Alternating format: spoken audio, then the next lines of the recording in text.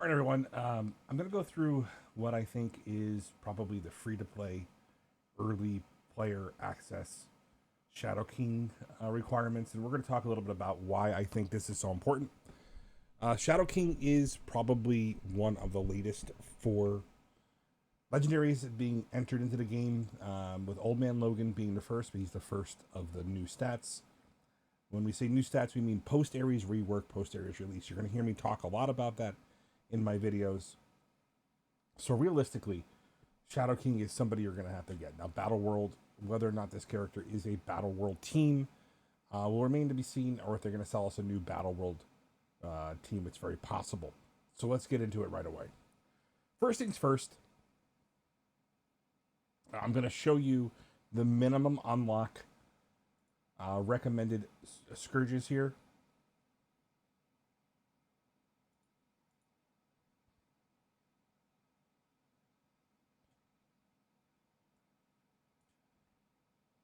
Move my camera here, my webcam. Okay. So realistically, I try to make it as simple as possible because I didn't want to build my team up. I'm going to recommend this for player level 80 plus, probably player level 85. You're going to need Old Man Logan. That is not a question. And we're going to go over that in a minute when we review these nodes. You can obviously do mutant villain or tech villain characters. You can give them bonuses, but it didn't really help me. The global hero is important. Now, this is going to enhance your Illuminati, which you have to build to unlock this team. Again, we'll review that in a minute. And then when the character defeats a hero character, again, speed bar gain for when they're there. All arena abilities are active. This is helpful, specifically for the fact that you have to use your Annihilators, who do a really, really good job. Cosmic villain characters, again, there's your Annihilators. And so, obviously, I try to use anything that would give the enemy team an advantage here. Cosmic Crucible, again, to enhance your Illuminati, but you will face teams like the Sinister Six that'll be a challenge because of this. So no extra health, no healing reduction, no healing block. There aren't a lot of minions, so this doesn't really matter much. And then I really don't do this. So this is the first Scourge where you don't get a lot of bonus points for completing the match. So this is your score to get the 391, I believe it is, to be able to unlock Shadow King at his base level. You can see that that's where I am right now. All right, we're going to review the roster here really quickly and show you what my roster looks like. Then we're going to go by each node, and I'll give you some tips on each node. Just know it's not going to be a walk in the park. All right, we're going to start with the Illuminati team here.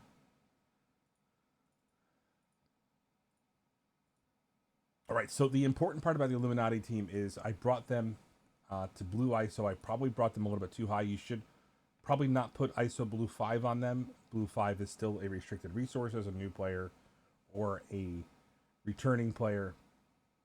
You probably don't have a ton of blue ISO at the point in time. I made Black Bolt a little bit bigger. I think it was an accident, but it definitely helped as he was burping people out of existence. His passive is important because he does increase the health of the team, and it actually was a bit of an edge when we were struggling. When we look here, I had to choose either Hank Pym or Shuri to really do the work. And the reason why I put the T4s on Hank Pym is he's actually just a really good hero enhancing character. He does some crazy things for heroes.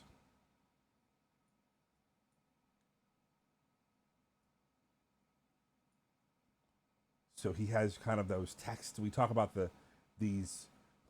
equivalent of Scarlet Witch saying no more mutants in their passives, where they just have these powerful things they either turn off special abilities, so they prevent things from being applied. So understanding how this character shit works is that anytime they drop below, when a hero drops below 40% health, they bury that health, and then the does that always also clear all negative effects and heal. So the heal becomes pretty powerful. Again, when I did this, I did not have him at 5-star. So that's something to take into account. You're going to get him from the path. There's a milestone that you get when you first come back to the game that you'll see repeated for a few times when this event comes around. Same thing with Shuri, no T4s. Mr. Fantastic, the 1 T4 and the stun. I just wanted to always have stun. It had very little impact on the overall effect of the fight here, but I've always liked that just because I like to make sure something always happens. So that's that team here. Now, for a long time, and I'm going to say this, like, Annihilators are really a really good team, but I didn't build them crazy. Thanos Endgame is going to be probably my energy builder for cosmic sections, especially cosmic villain, etc. So he's going to have a lot of long-term usage as long as his stats don't fall too outside of the meta. He is just a powerhouse of a character. That being said, Ultimus, you have to do Dark Dimensions. You'll see Blue 3. I brought him up. He was able to help me get through some tanks, which is his job. Gladiator, for the overall heals that he does. Remember, he's able to heal the Annihilator team, so it's basically some built-in sustain, and it's based on his health, okay? So, and then Gore and Silver Surfer, while they're good characters, they just didn't need a lot. I didn't bring them up to the point where they had ISO Blue. So that's that. So we're gonna go to the mission because we'll take a look at that, and then I'm gonna show you some nuances here. The Shadow King event itself is one of the more challenging you're going to face, because of the fact that right away you have the Illuminati, and you're going to be facing this team. And so, what happens here is you have the first wave where you're facing the two. You have the Lizard and you have the two Cravens. And so it's really a hard check on whether or not you built your Illuminati enough. In fact, the second node is easier. So they kind of built this hard check, like, did you build them well enough? And the answer was, the first time I attempted this at level 83, no. No, I had not brought them up enough. And so, you know, using Shuri correctly with a charge character really helps, because your last wave, you have a ton of incoming damage from the two war machines that are on there. So you're gonna, that's the hardest part of it. The first part is slowly getting through there, knowing when to flip your negative effects with Hank Pym. Ability blocks in the right direction. I do recommend using the charge reduction skill right away on Leader, just because the fact that charge will keep basically protecting those villains. So just be aware of that. Other than that, if you guys want to look at the VODs, you can see the VODs of me beating the nodes. All right. Next part is Global Villain. Now, Global Villain for me was easy. I raided with Orcus. You may be able to use your new Hellfire team if you're going to be progressing through this sooner and have decided to maybe not build your Orcus up. I think Orcus is still a great team. The tech team is not soon, per se, like not in the next month, or it could be the next 2 months, though. But pivoting away from Orcus, this doesn't feel great. They're still a good team. So just remember. But Orcus gets you through these nodes. The Brawler, we're going to revisit that in a minute, because they actually had quite a few Brawlers come to the game. That'll enhance your experience here, specifically using Endgame Thanos. And then this was the tougher one, Mercenary and Undying, and we're going to review my team and kind of give you a heads up. This is why I say Old Man Logan is a hard need for this. This node is much harder, probably the hardest node of all when it comes to being able to progress inside of this.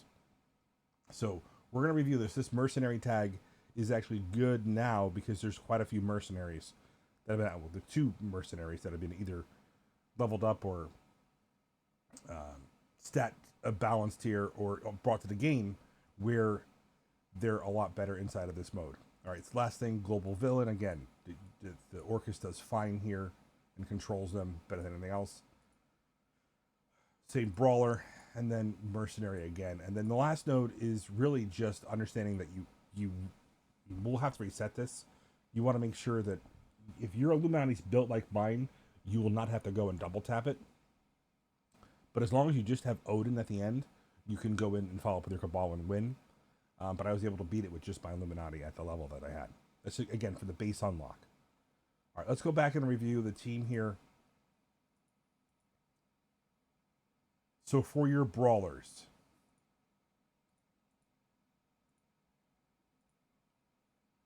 we really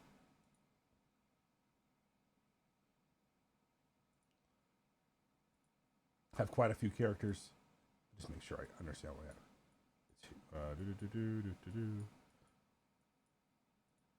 Brain froze here. Yeah, so Brawlers, you have quite a few that are stat characters. So really easy, you have high priority characters. Now, my thing is fine. I don't know that I would recommend bringing him up. In fact, I just brought up Human Torch because I think it might be a better fit in the arena. So yeah, Invisible Woman, MCU, easy choice. Blade, easy choice. Quasar, easy choice. And Thanos Endgame, easy choice to have on your roster. You can use Helverine, Ultimus if you want to have the extra enhanced stuff. You just have to be very careful to make sure these guys have their cooldowns up and are close to full health. But it is really phenomenal that we have quite a few characters that fit into this category that are high up on the roster. So Brawler isn't as much of a problem as it was when Shadow King was first brought to the game. So that is something to be aware of. So again, Thanos is going to be your energy generation for that. You can use him with Quasar and Helverine to make sure they get energy generation as much as possible. It's actually a phenomenal way to make sure that your team is ready for the next part of the section. And the last part is going to be the Mercenaries or Undying. Now, this is where I'm going to say I can't imagine doing this mission without Old Man Logan. And if you look here, these are, I think, were the default levels with the exception of Dakin and Panopl. I think I brought them up to level 60. But they start at level 45, so I had to bring them up and then put ISO on them. The other Mercenaries were filling a place. I used Dakin and Panopl on the first node. Taskmaster, Silver Sable, and Old Man Logan carry it. And again, 2 raid team characters, your legendary, and then being able to sacrifice 2 characters relatively easily just to have the next set of nodes. Because these guys died, obviously, the first node, and then on the second node, these guys were around and kind of just taking hits. But Old Man Logan and Taskmaster and Silver Sable working together really got it done. So probably something you will have to play with on that first node because of Kestrel and the combination of Spiderweaver. The fact is they're kind of hiding her, and that's the check is basically, did you build this team well enough to be able to get to Spiderweaver before she becomes a problem? And that's why Taskmaster is helpful. And Silver Sable is as well. So, in the end, is he worth it? Well, I kind of made a mistake because I wanted to test out what happened with Human Torch in Arena. At this level, like, do I recommend building him? The short answer is I haven't built my Shadow King yet. So, I will build him. It will be relatively soon. Is he part of the arena meta for our level? I don't know. But at the same point in time, we'll have him on our roster just to be able to do this. And it's sad because with Battle World going away, I'm not sure I'm going to build my Astral team. We'll see. They have a lot of use elsewhere. It's just in this part of the game, we don't have a lot of choices to expend our mats as we level. So I'll be level 90 in the next 2 days, and then we'll definitely go from there. Anyway, I do things so you don't have to. This is a free-to-play experience. Hope you guys have liked my quick guide for this. If you guys want me to do another run through this for you guys to kind of show you my roster, please hop on stream. I'll do one on stream for you guys. So the Twitch is actually in the video description here. And then I'll definitely show you guys so we can go through node by node if you need some advice. See you soon. Love you much.